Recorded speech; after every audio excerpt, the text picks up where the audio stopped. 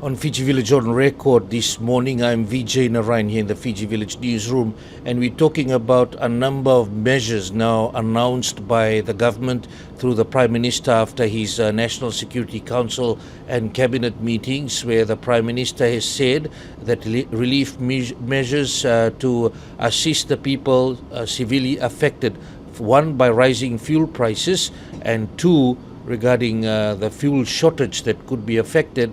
With that in mind, a number of measures are being discussed and are being planned already.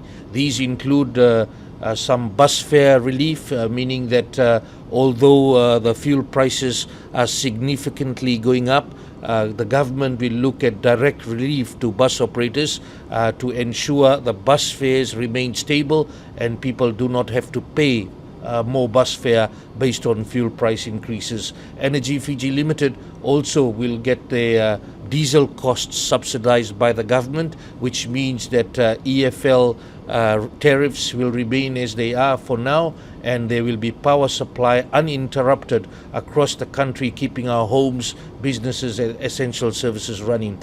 Our government has also announced many other initiatives that they will be looking at, including more social welfare support. More details have not been revealed in relation to that. We're also looking at the government proposing, that's based on Parliament decision. Parliament has to take a vote on it, on whether the employers and employees FNPF contributions will be reduced to ensure that the businesses costs are reduced and people have more money in their pockets. This is subject to Parliament approval. Also subject to Parliament approval, the Prime Minister proposing a 20% pay cut for all ministers, assistant ministers and members of Parliament. Some people asked about whether this includes the Prime Minister. He is a Cabinet Minister. He is the Prime Minister. That includes him as well on the 20% pay cut proposal, and again subject to Parliament approval. All overseas travel for ministers and assistant ministers is stopped with immediate effect.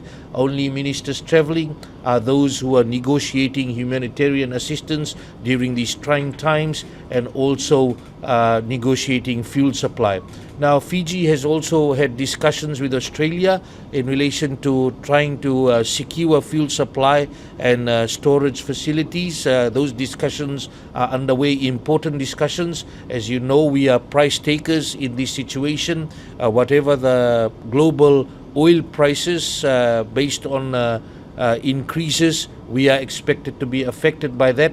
And if the global crisis continues, the Prime Minister has made it clear that we expect the fuel prices to rise again. Fiji remains in phase 1 of the preparedness and responsible use for fuel, which means that we currently have over 50% of fuel supply, and with that in mind, we remain on level 1. As we have told you earlier, that although we are in level 1, people are urged to help by carpooling, using public transport, reducing unnecessary trips, saving electricity at home, and using online meetings or working from home where possible. Now, if those stocks reduce, if Fiji's stocks reduce between 40 to 50%, government will move to the next phase, and that will also mean it has to really protect supply of fuel. This may include reducing government vehicle use, limiting after-hours travel, moving to a 4-day work week, moving to a 4-day school week, and encouraging businesses to do the same. We currently have power rationing at the moment in the Central Division. It does not have anything to do with the fuel supply. This is in relation to the damage to the transmission line, and EFL has made it clear on that. We'll have more details on that. Stay with Fiji Village. For Fiji Village News, I'm Vijay Narayan.